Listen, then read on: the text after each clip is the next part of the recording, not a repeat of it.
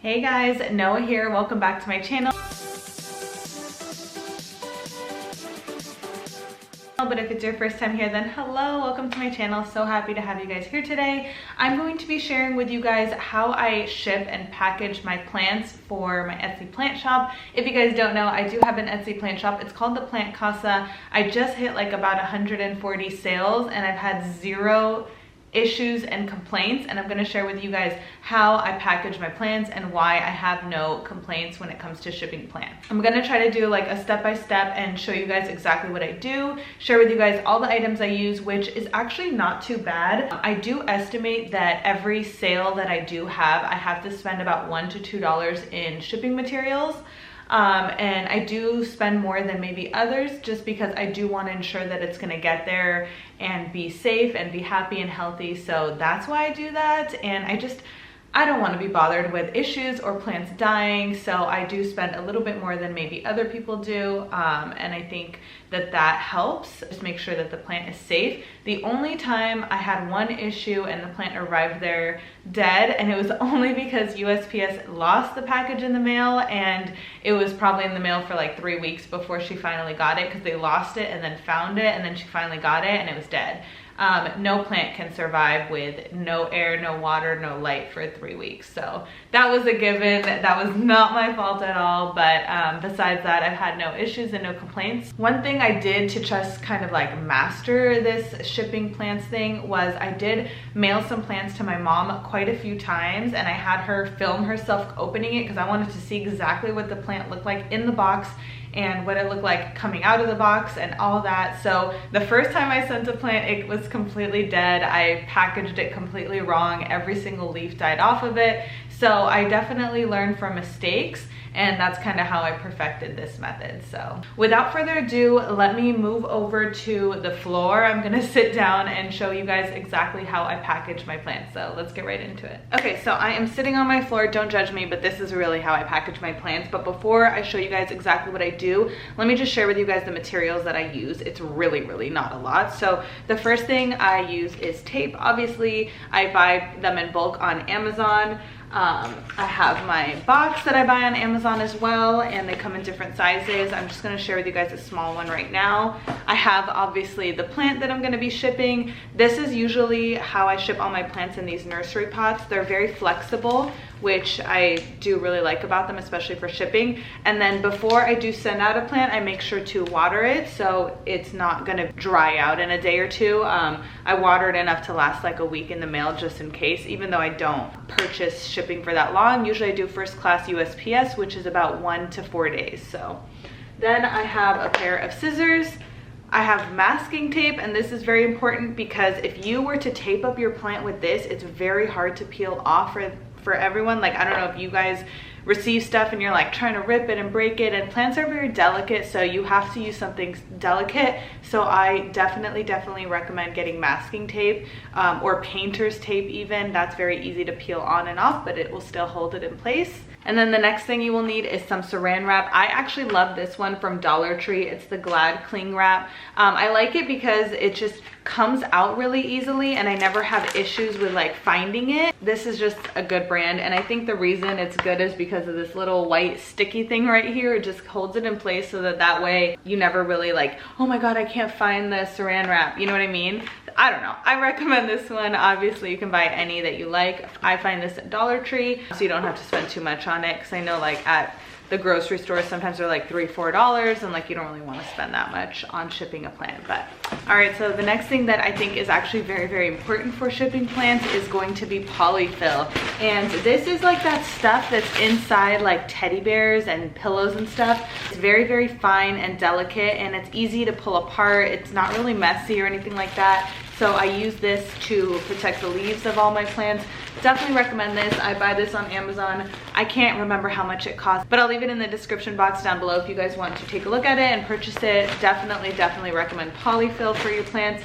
Some people use like paper and stuff like that. That's all fine too, but this I found worked the best for me. And then the most important thing is like a poster board or like cardboard paper, and this is to wrap the plant. This protects the plant. I buy this at Dollar Tree. You get 2 pieces of paper for $1, so they're 50 cents each.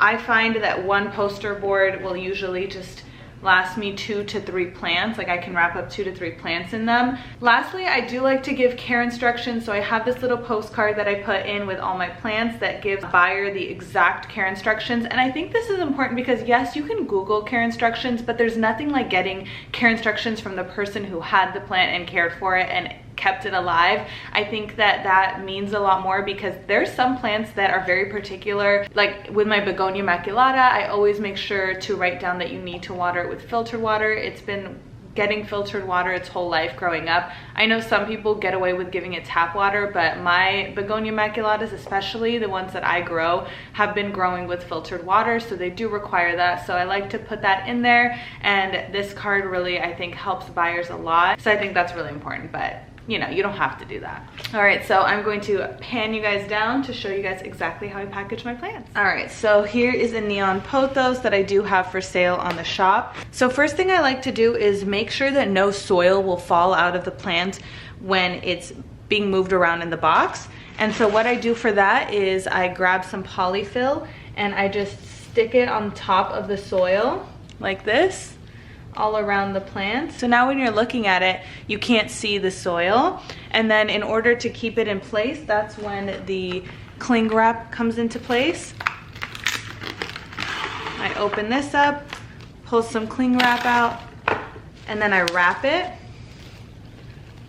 all around, just like that. And then I like to gather it all onto one side. And then this is where the masking tape comes into play. I'm going to tape it up right here.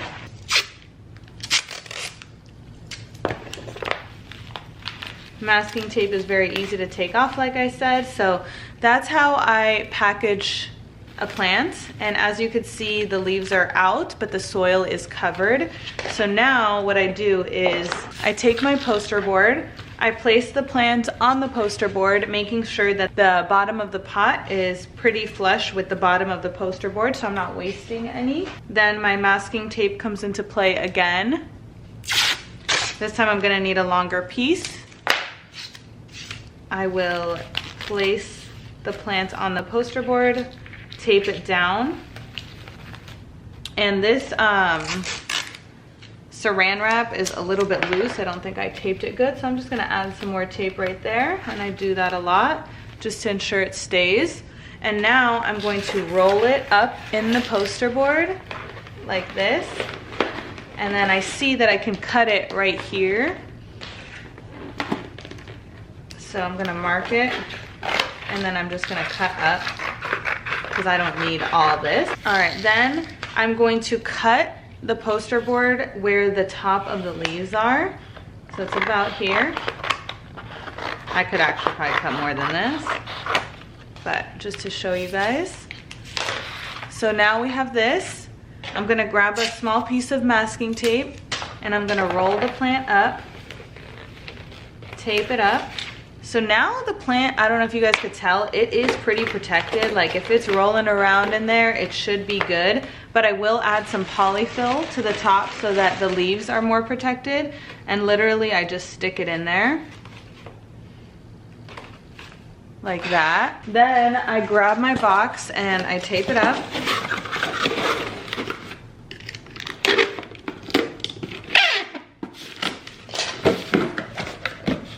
And then I stick it in here. Now this plant is too big, a little bit. So since the plant was just a little bit too long, I can actually cut some of this off just a little bit because I did not need it to be this long. I could have done this first, but it's just trial and error. Just make sure not to cut the leaves.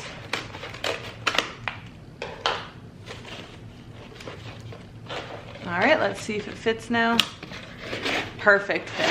And I'd like it to be snug. I like it to be from tip to bottom of the box so that way when you're doing this, it's not moving around. I will add some sort of stuffing or paper here just to fill it up to make sure that it doesn't move around, but the fact that it's tip to bottom in the box, like it is safe. Like you could really shake this box up, and as you could tell, it's not really moving much. So that's how I package my plants, and literally that is it. So that's gonna be the end of this video, you guys. Thank you so much for watching. I hope this helped, and I hope this encourages you guys to ship some plants, maybe to friends, family, whatever the case may be. And maybe you guys can start your own online plant shop as well. It's a lot of fun, it's very rewarding, and I definitely recommend it. And I really hope that you guys learned something today. Let me know in the comments down below if you have any questions. I'll be happy to answer anything. And I will see you guys in my next video. Bye, guys.